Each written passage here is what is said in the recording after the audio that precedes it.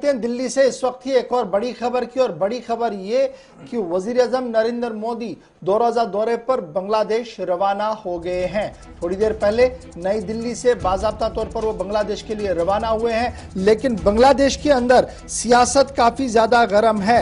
जहां वजीर-ए-आज़म का आज वहां पर इस्तकबाल किया जाएगा, वहीं पर ये जो आज का बयान जो इस वक्त आया है वो आया है बांग्लादेश के अंदर जो सीनियर एडवाइजर है फॉरेन अफेयर्स के, शेख हसीना के जो फॉरेन अफेयर्स के एडवाइजर है गौहर रिजवी, उनका बड़ा बयान सामने आया है। और गौहर रिजवी का मानना है कि भारत के साथ मुस्तहकम और मजबूत ताल्लुकात बनाना बांग्लादेश की तरजीहात में शामिल है।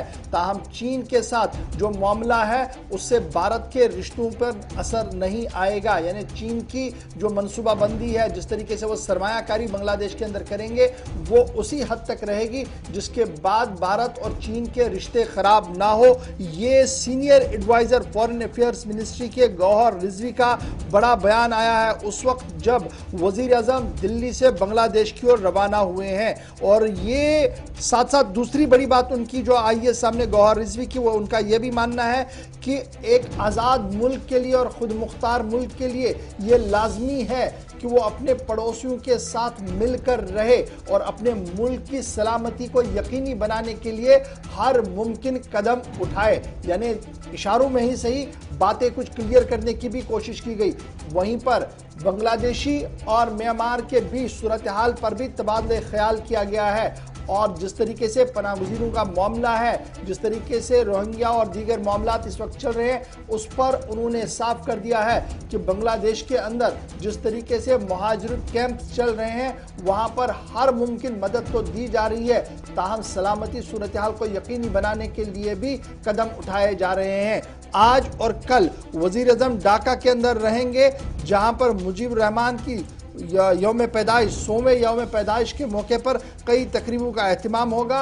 और माना जा रहा है कि 1-to-1 मुलाकात के दौरान, यानी शेख हसीना और वजीर आज़म नरेंद्र मोदी के बीच 1-to-1 मुलाकात के दौरान कहीं बाहमी मामलात पर भी पेशरफ्त होकर आगे बढ़ने की कोशिश की जाएगी।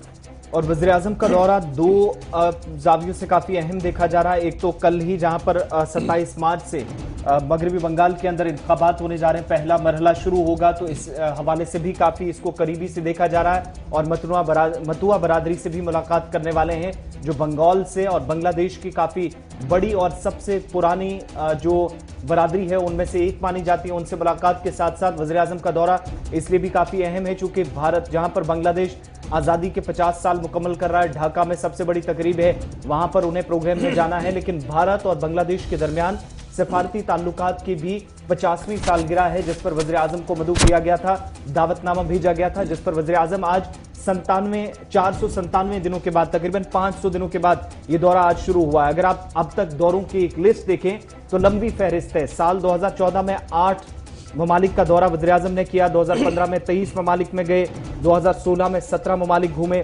2018 में 20 मुल्क, इसके अलावा 2019 में 14, लेकिन 2020 का ऐसा साल गुजरा जहां पर वज़ीर आज़म किसी मुल्क का दौरा नहीं कर सके।